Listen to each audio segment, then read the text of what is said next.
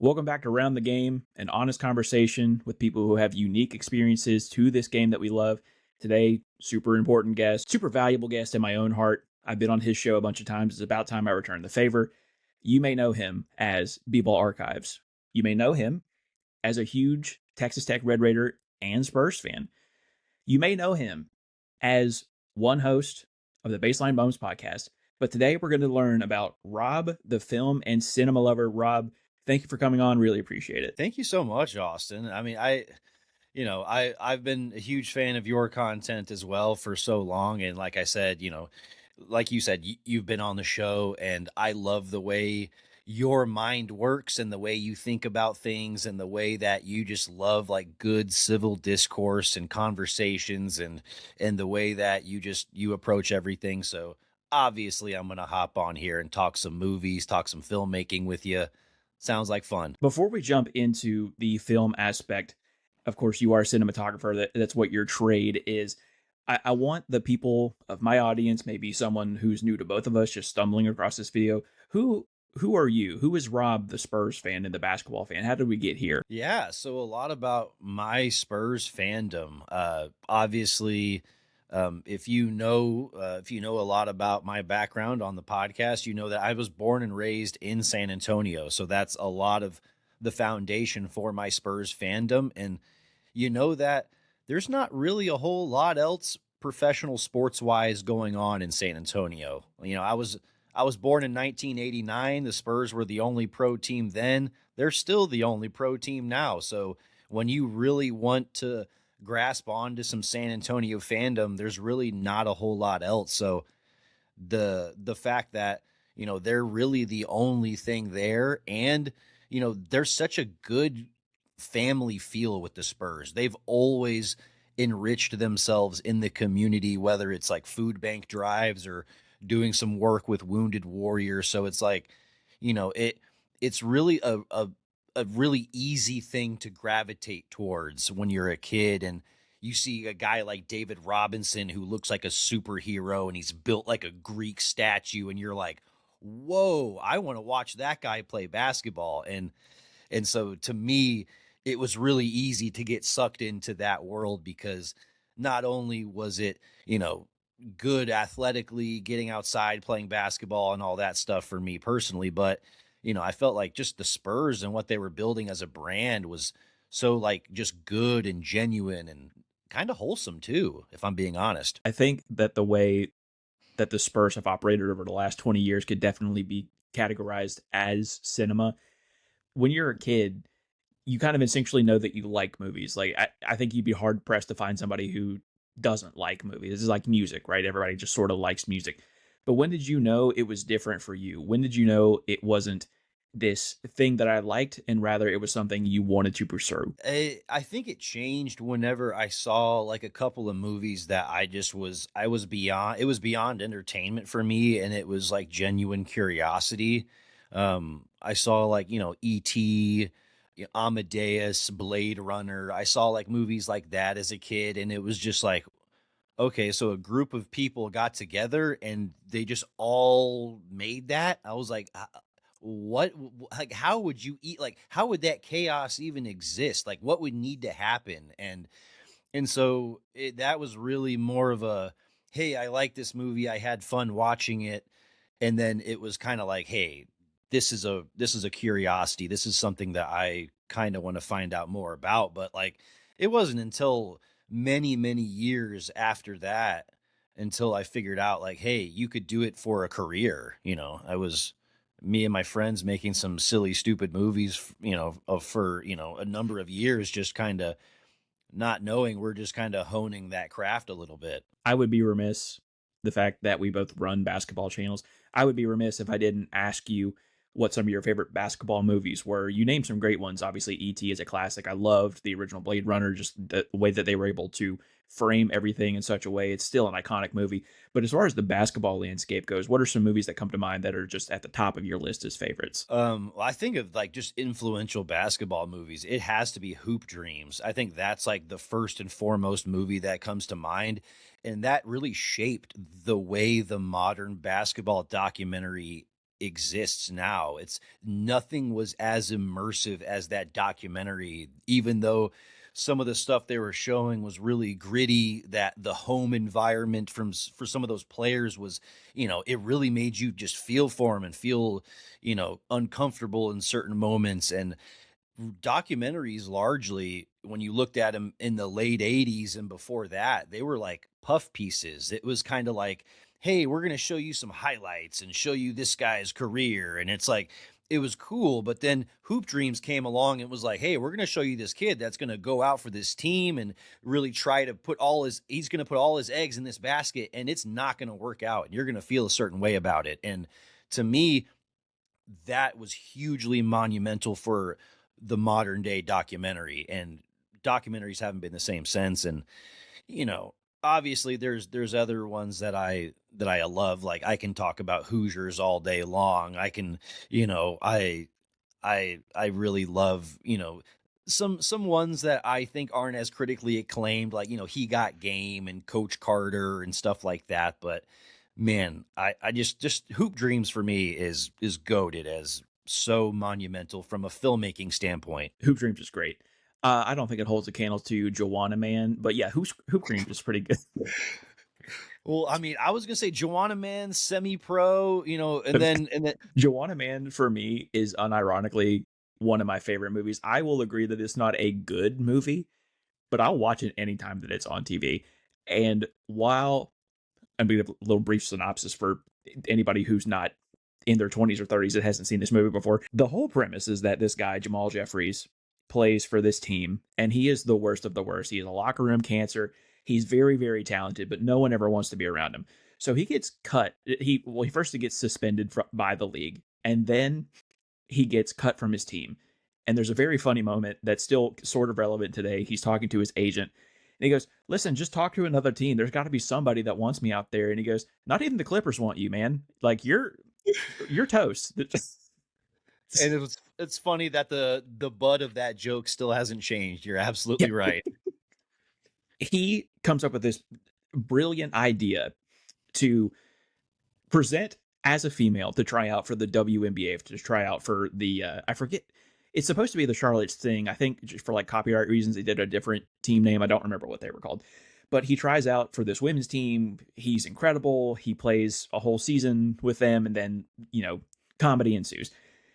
While people could look at that and go, "Wow, what a bad, awfully aged movie," and there are definitely some moments that have not aged well since then.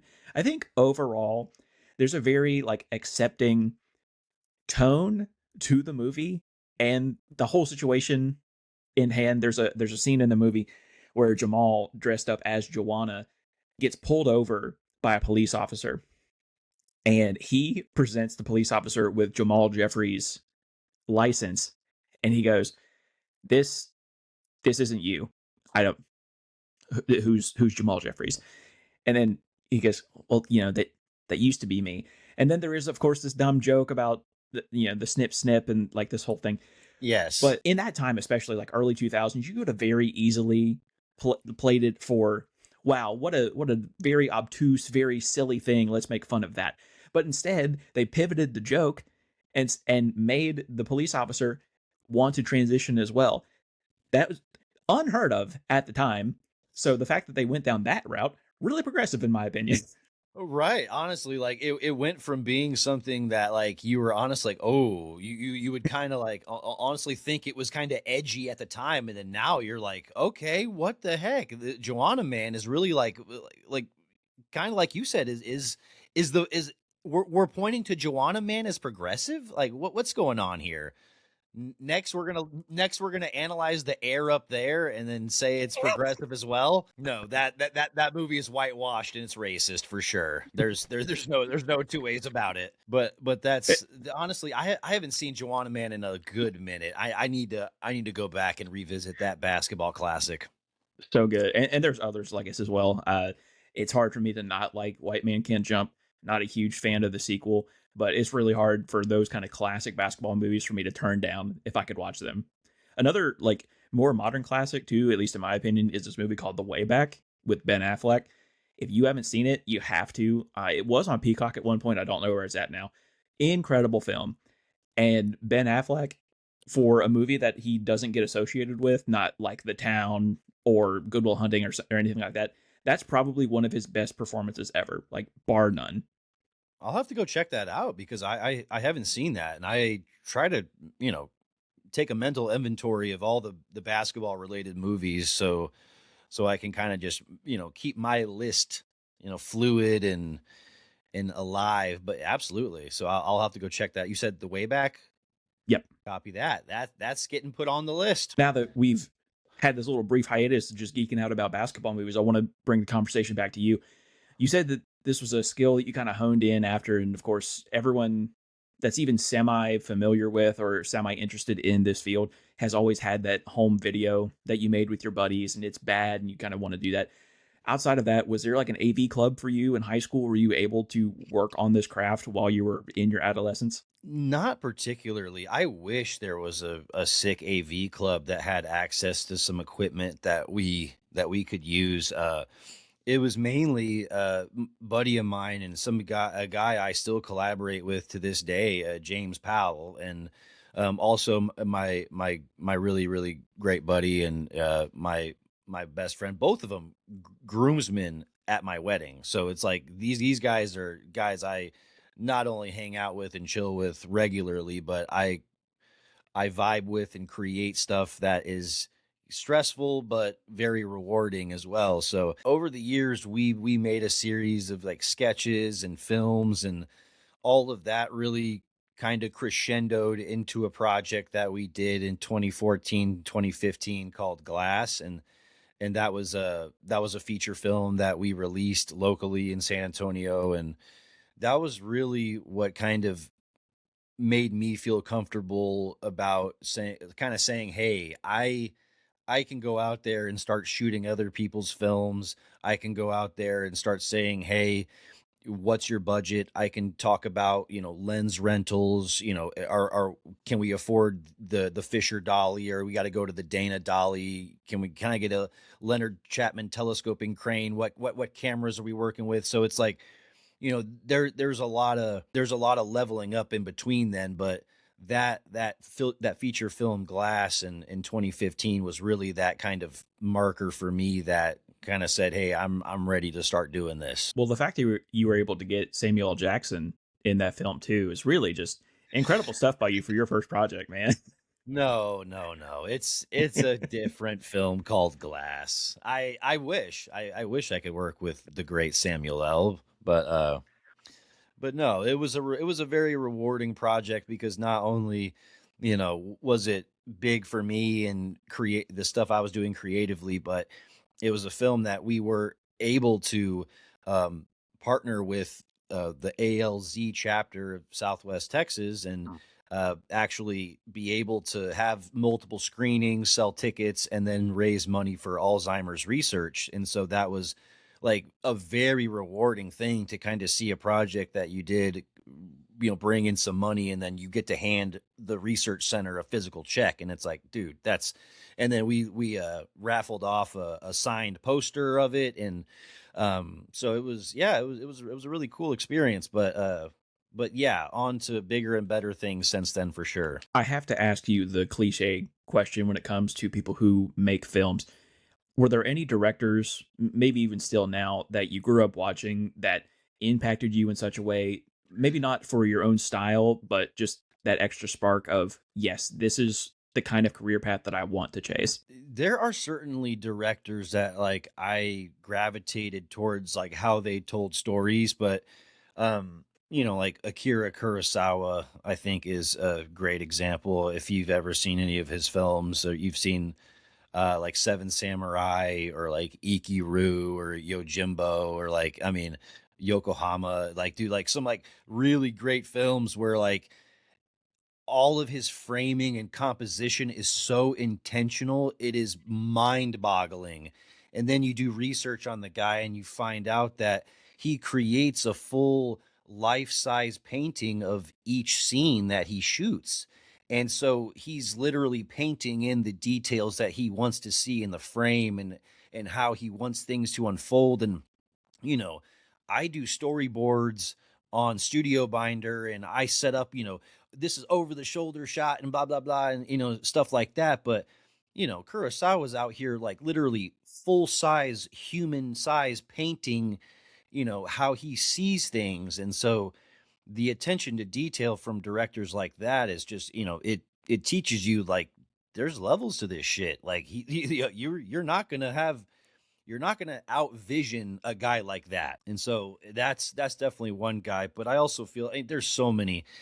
I can talk for a million years about it. Like Richard Linklater, like a really, me being in Texas and loving films like it's loving those like wholesome kind of films, like like he did with Boyhood. And there's so many classics from a Texas director like him. And but also like not only directors, but like me as a cinematographer, like I gravitate towards like the people behind the camera more so than the people that are like talking to the actors. Because I found out that I didn't want to be a director pretty early on. I was like, I want to be behind the camera talking technical details and executing what the director wants visually, but I'm the one that knows how to do it technically. Roger Deakins is the MJ of cinematography. He's the goat. He is the goat. Blade Runner, like No Country for Old Men, 1917, and like even some of his most recent work, like I thought he was past his prime, and then he shoots like the new Blade Runner, and then he shoots like Sicario, and I'm like, dude, like what are like you're like 70, like what's going on here? And so there's just a lot of really good inspiration. I'm sorry, I'm just yapping. Hey man, I got all the time in the world. I something that I've always loved is hearing people talk about what they're passionate about. It's really what I want someone to do to me. Like if someone wants to hear me yap about basketball for 3 hours, I'm cool. That's what I want. So do not apologize. Take all the time that you need. I do want to ask though. There are obviously different mediums, of course, but I view animation, film, TV. I all kind of view it through this just general lens of art, and I truly fell in love with art when I was watching. I was so young. I was like 8 or 9 years old, and Samurai Jack was on. And you may know the episode that I'm talking about if you've ever seen the show. But there was this battle between Samurai Jack, who wears a white gi, and this villain samurai who wears a black gi. And they were in this like abandoned warehouse where it's super dark and it's only peeking through like sunlight a little bit. So it was this very, I don't even know how to describe it really, other than peak orgasmic cinema, like being able to see that animation style just jumping back and forth. It is one of the best battles I've ever seen in my life. And I remember being 8 years old going, this is like way this isn't like a regular cartoon. This isn't Ed, Ed, and Eddie. It's not Codename Kids Next Door, even though some of those are really great. This is like a level beyond what I am used to, and I was hooked instantly. And while I didn't pursue a career in any of these fields, just being able to sit and appreciate it has been super valuable to me. What drew you specifically to film rather than any other medium, whether that was TV or animation or anything like that? Funny thing is, like, there's so much overlap to like TV and film, and like, I mean, I view them as pretty much the same, and they feel a lot, they feel very similar. Like, I've worked on a lot of pilots, I've worked on a lot of, we're going to shoot 1 or 2 episodes of this thing, and then we're going to go get funding, and we're going to go finish getting funding and stuff like that. And, a lot of those, they feel the same as a short film or like a feature film or something like that. It's just it really it only feels different if you're shooting, like a full season of something and you're on set with the same people for like 3.5, 4 months. And, damn, sometimes it's like you can really start to feel the gears start to slow down in that like maybe second month, and it's like, damn, we have 2.5 more months of this, and I already can't stand the art department. I'm already like the sound department's already talking shit about like the different tentacles I'm having to like move off of the camera because we're changing setup so frequently. So it's like there can be a lot of stuff that changes, but like TV and film, just first off, like I kind of view it as very similar, but specifically why I love film is it's it's a closed medium. I like it because you have to land the plane while people are sitting in that seat. It's not a it's not a, hey, we're gonna figure out this character's arc at the end of next season, or we're gonna figure out what's gonna happen with this plot line 3 episodes down. It's like, no, this story is going to end right here when you're sitting in that seat. And how does it happen? How does it unfold? you know they got you for 90 plus minutes. What does that look like? And so I love it that it's there's really no bluffing anybody when you make a feature film and you show it. And so part of me just really loves the fact that it's like the no limit Texas Hold'em of filmmaking. It's like it's the bee's knees. There's nothing else that's more ballsy than making a feature. That's something I've always really respected about film specifically.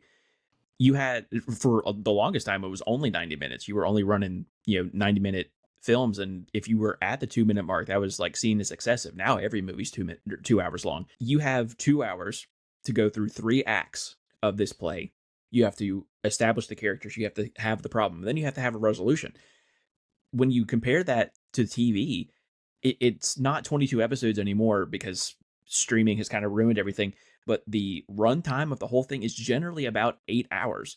So for the TV counterpart, you have 6 additional hours to flesh out characters, to flesh out storylines, to be able to land a plane in a more comforting, a more smooth way than you would in film. So I've always respected filmmakers to be able to cram that much information and be able to do it seamlessly in 2 hours rather than having an additional 6 hours. Incredible stuff. Absolutely. And it's tougher to tell that feature cohesively, because there's a lot of times on a like you're shooting a TV series, and you may be on one episode for like 2 weeks, and it's like, sure, or maybe even like that's honestly pushing it. Maybe it would take you like a week and a half to film an episode, and so you're really not having to tell that like long form cohesive story, but you're shooting a 2.5 hour movie over the course of maybe 2-3 months. You may have a day that looks like, hey, we're shooting scene 96, scene 17, and then the next day scene 45, 46, 47, and then you're going back to, okay, we're shooting 18, how does that connect to 17, what we did 3 days ago?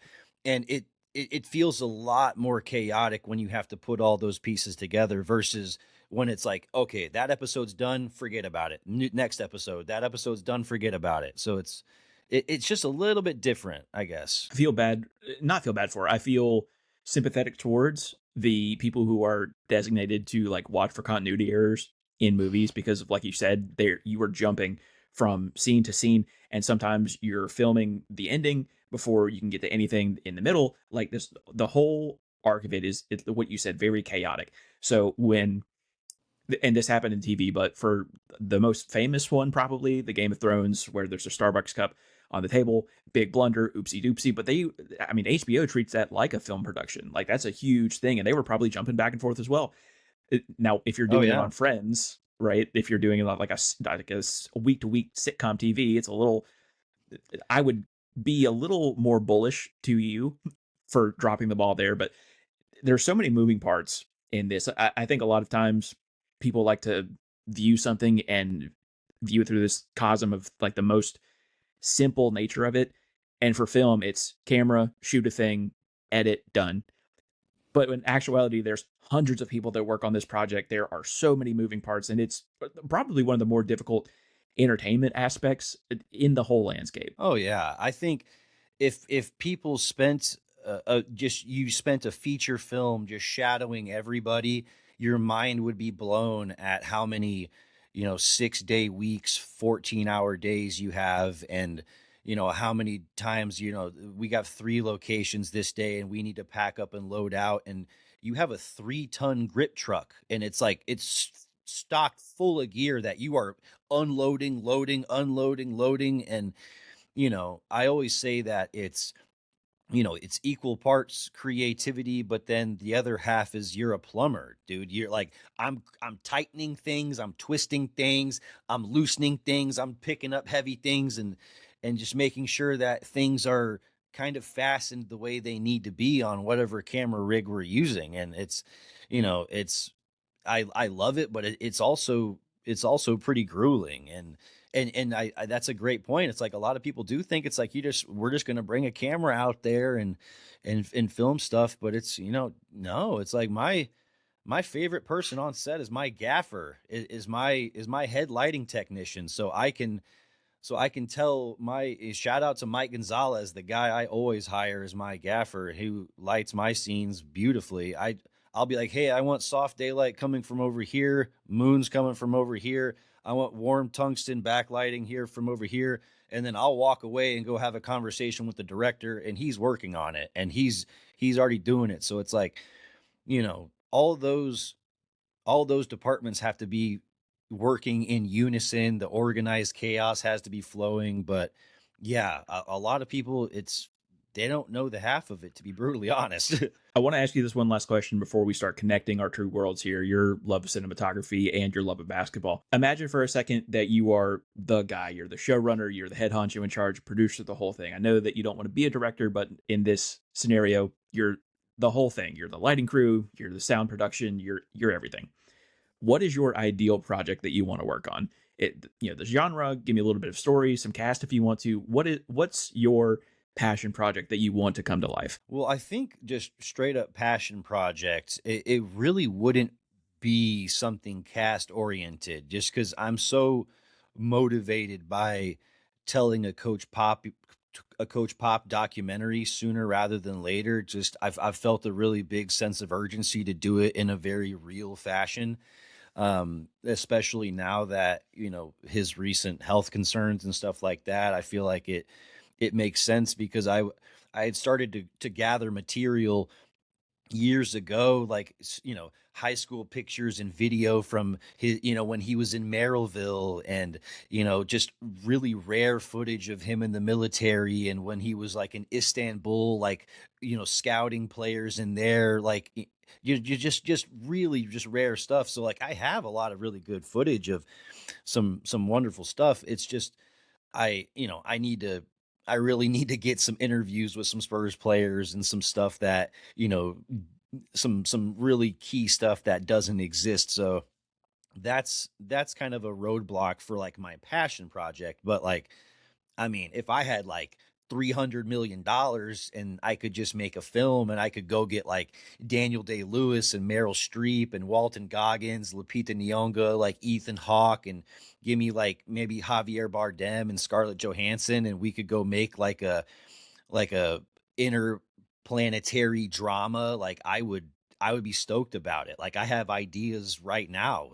I mean, if I got the money, my idea for that would be like, I don't know, it essentially it would be like the koi pond fish analogy, where does the koi pond understand the life outside of the pond that they're in? Could they conceive of a being that's walking on 2 feet and breathing air? And essentially the earth is kind of in this planetary struggle, where it's like, are they going to get accepted, are they not going to get accepted, based on how they're essentially performing as a world. And there's a lot of different layers to it, but that's essentially kind of what it is in a nutshell. But I could see all of those actors just crushing it, and playing deep, complex characters that arc beautifully. So just to be clear, you would not be interested in doing what the Clippers did with the Donald Sterling stuff.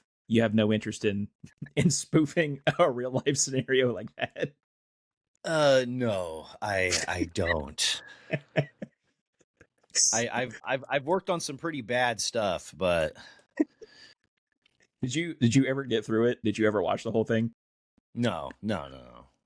I I saw have clips, and that was enough. I have a rule for myself, especially like specifically for TV. I will give any show 3 episodes worth of my time. If you can't hook me in 3 episodes, it's not for me. Sorry about it.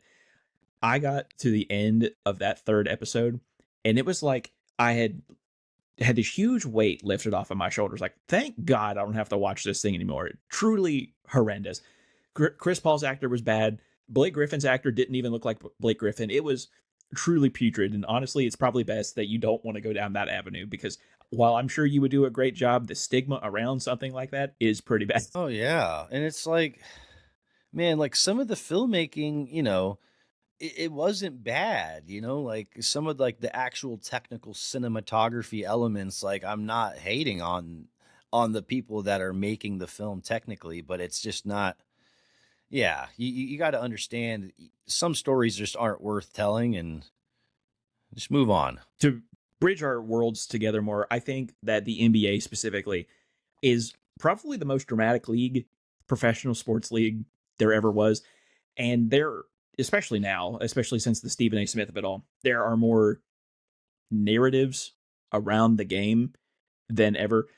Do you think that's sustainable? Do you think that's a good practice to have, or do you think that we've jumped the shark a little bit? I mean, I think it's almost inevitable. I think it's the sport that I don't even really view it in like a film or television kind of drama way. It's almost theater.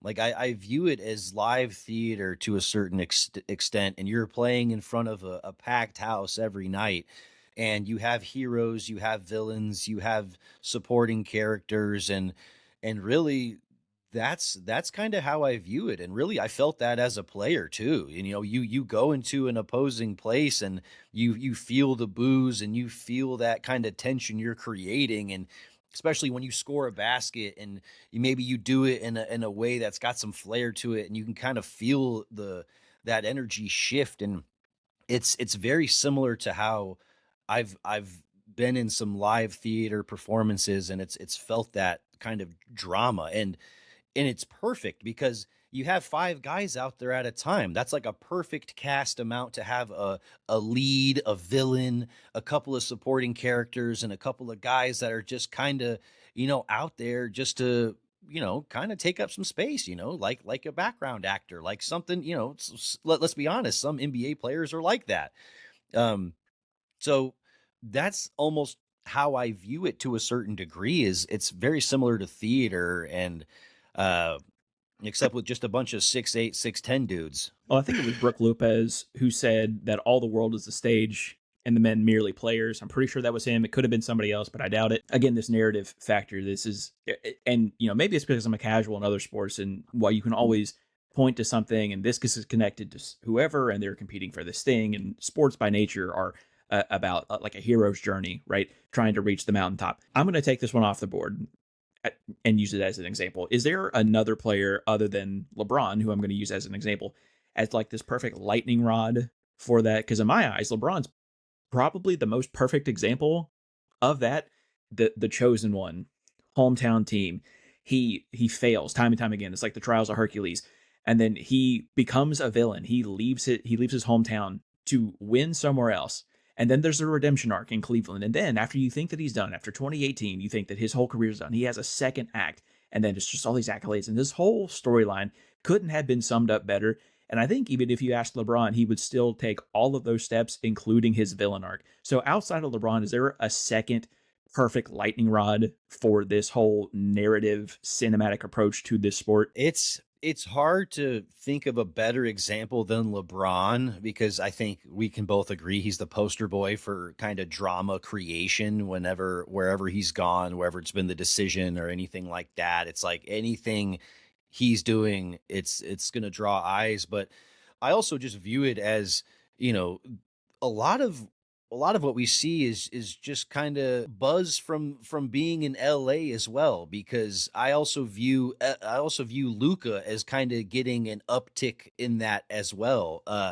Just want to say that I feel like Luca is very similar, because the way he kind of presents himself and he chirps back at the refs. He's not afraid to kind of go at a player. And so I think he kind of feeds into that drama more than a lot of other superstars do. And he does it in a healthy way, kind of in the game, but also he keeps people talking on social media, which is a big part of it, which is a big part of the drama and the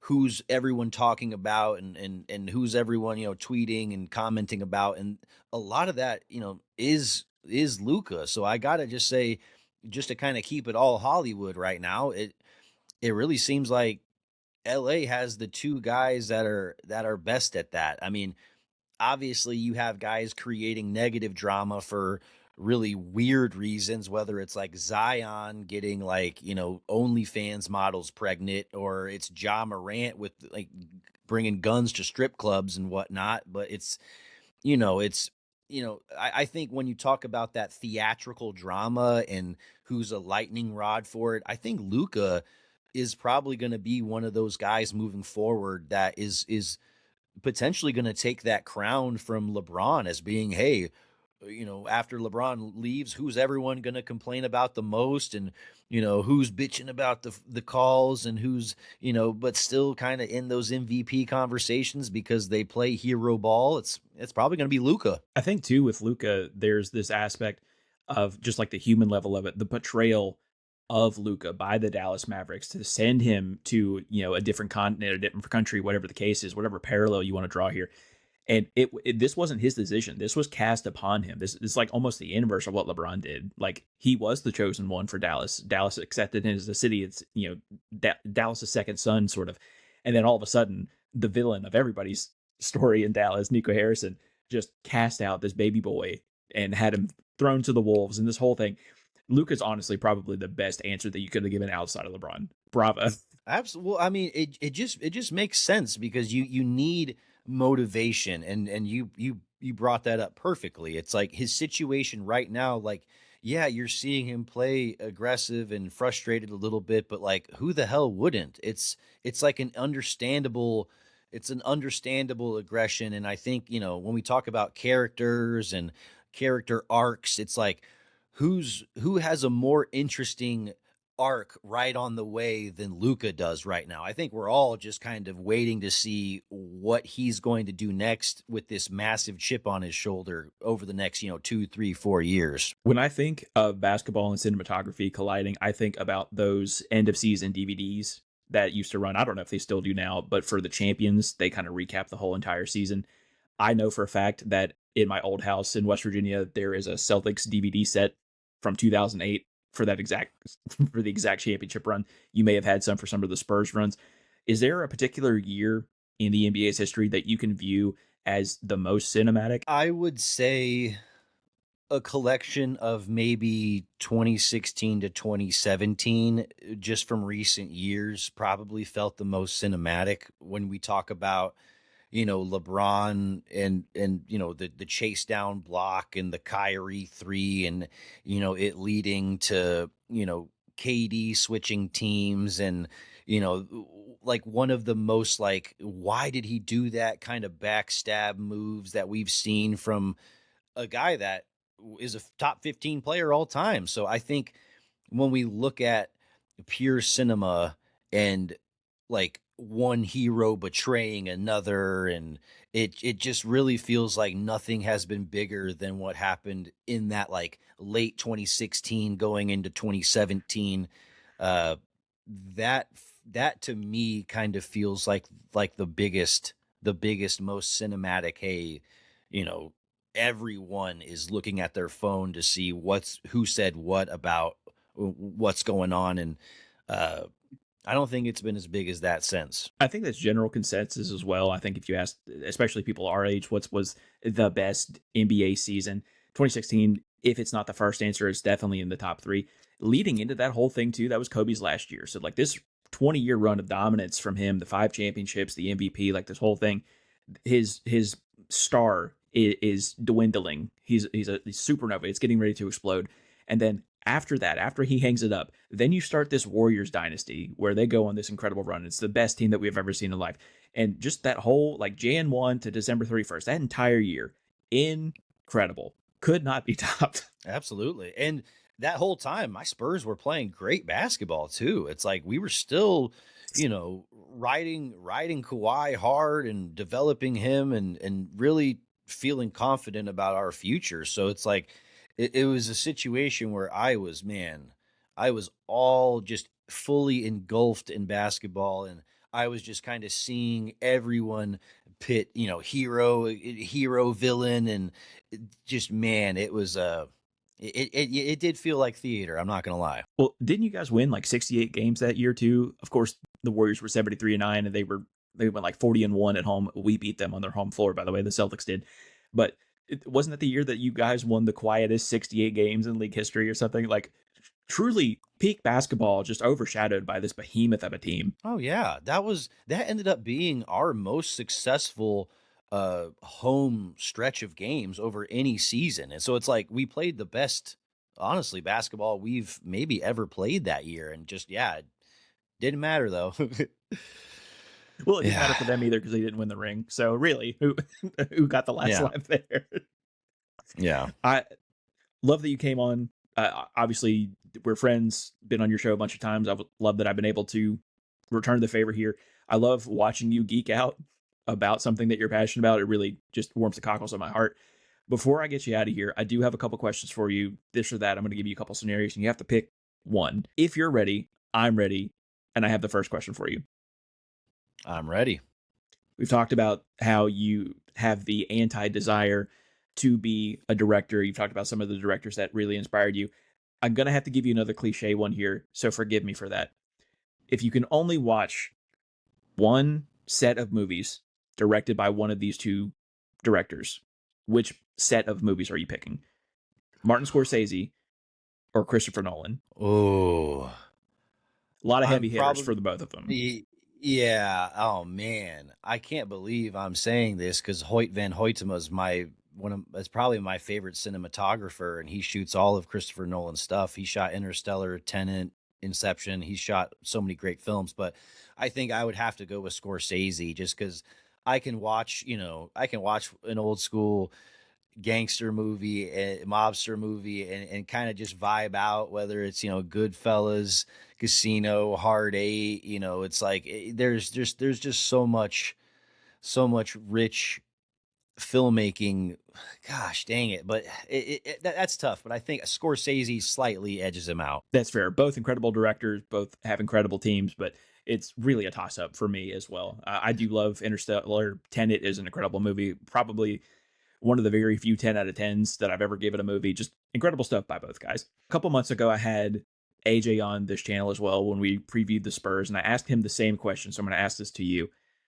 You can only pick one: a Texas Tech national championship. We can't do football anymore, but let's assume that JT Toppin takes off and he brings Texas Tech a national championship of basketball. Do you pick that or banner number 6 for the Spurs? I'm gonna go ahead and pick banner 6 for the Spurs.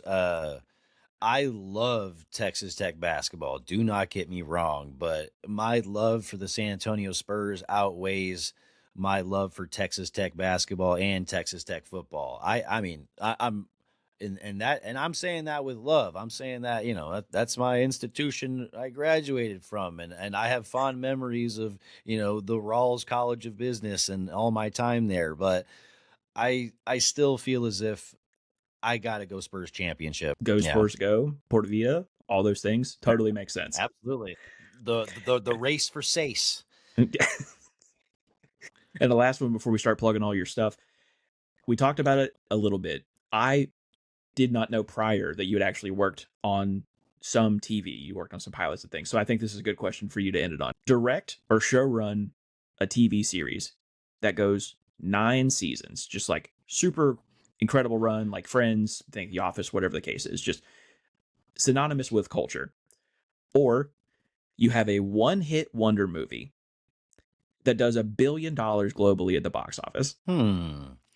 I would say the one hit wonder movie that does $1 billion box office wise, because I think, there's a lot of people that I know that they've been the showrunners for really successful TV series, and they haven't been able to duplicate it, and it's kind of led to some difficulties in their career, so to speak, because I feel like having a 9 episode series is or a 9 season series is kind of hard to do, but um I feel as if the longevity is sustainable from that feature film a lot easier. I would get so much work after that if I had $1 billion.